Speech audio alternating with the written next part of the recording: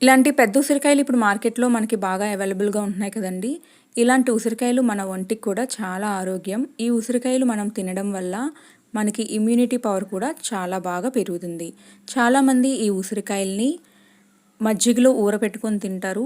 ఉట్టిగా మనం తినడానికి ఇవి చాలా పుల్లగా ఉంటాయండి. కాబట్టి చాలామంది మజ్జిగలో ఊరపెట్టుకొని తింటారు.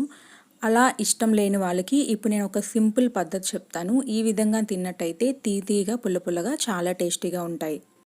మీరు చూస్తున్న విధంగా ఆ ఉసిరికాయల్ని గీత ఉంటుంది కదండి ప్రతి ఉసిరికాయకి. ఆ గీత దగ్గర మనం చాకు పెట్టి గట్టిగా కోసినట్టయితే గనక చక్కగా విడిపోతుంది వెంటనే. చాలా సులువుగా మీరు చూస్తున్న విధంగా మనం తొనల్లాగా కోసుకోవచ్చు.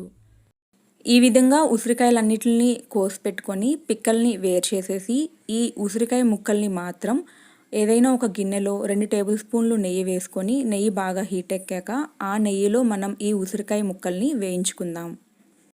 ఉసిరికాయ ముక్కలు బాగా ఫ్రై అయిపోవాల్సిన అవసరం లేదండి. లైట్‌గా వేడెక్కితే సరిపోతుంది. మీరు చూస్తున్న విధంగా లైట్‌గా కలర్ చేంజ్ అయితే సరిపోతుంది. ఇప్పుడు ఈ ఉసిరి ముక్కల్ని మనం ఒక గాజు గిన్నెలోకి తీసుకొని అందులో తేనెని కలుపుకుందాం.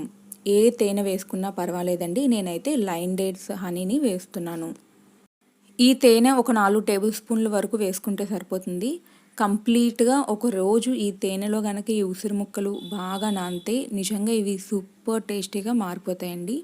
ఒక ఒక డే అంతా మీరు ఈ తేనె, ఈ ఉసిరి ముక్కల్ని బయట వదిలేయండి. 1 డే కంప్లీట్ అయ్యాక ఫ్రిడ్జ్‌లో స్టోర్ చేసుకుంటే 10-15 డేస్ వరకు నిల్వ ఉంటాయి.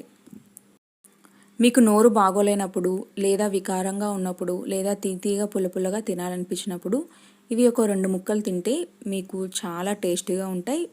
మీకు ఖచ్చితంగా నచ్చుతాయి. మన రెండో టిప్ వచ్చేసరికి కర్పూరాన్ని మనం ఏ డబ్బాలో పెట్టుకున్నా, ఏ కవర్లో పెట్టుకున్నా అవి కరిగిపోతూ ఉంటాయి కదండీ!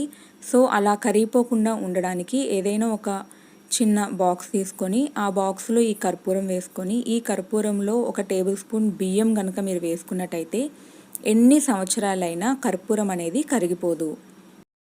మన మూడో టిప్ వచ్చేసరికి మనం దేవుడికి వెలిగించే అగరబత్తులు అది ఏ కంపెనీ అయినా, ఏ ఫ్లేవర్ అయినా పర్వాలేదండి. ఇది వర్షాకాలం ఇంకా శీతాకాలం కలిసి ఉన్నట్టు ఉంది ఇప్పుడు క్లైమేట్ అంతా. సో, ఎక్కువగా దోమలైతే ఇంట్లోకి వచ్చేస్తూ ఉన్నాయి. ఆ దోమల వల్ల చాలా రకాల డిసీజెస్ కూడా వస్తూ ఉన్నాయి. ఆ దోమల నుంచి నిజంగా ఈ అగరబత్తులు ఒక మంచి మ్యాజిక్ అయితే చేస్తాయి. మా ఇంట్లో ఎక్కువ దోమలున్నాయి అని అనుకున్న వాళ్ళకి ఈ టిప్ చాలా బాగా ఉపయోగపడుతుందండి. కేవలం 2 అగరబత్తులు వెలిగించి మీ గదిలో ఏదో ఒక మూల పెట్టేసుకోండి. ఆ పొగ రూమ్ అంతా పట్టేసేసరికి మీ గదిలో ఉన్న దోమలన్నీ మాయమైపోతాయి. ఇది నిజంగా చాలా బాగా వర్కౌట్ అవుతుందండి. ఇది ఏమీ దోమలు మస్కిటోకి సంబంధించిన అగరబత్తులు కాదు. దేవుడికి వెలిగించుకున్న అగరబత్తే. కానీ ఆ పొగకి దోమలు నిజంగానే పోతాయి. ఒక్కసారి ట్రై చేసి చూడండి.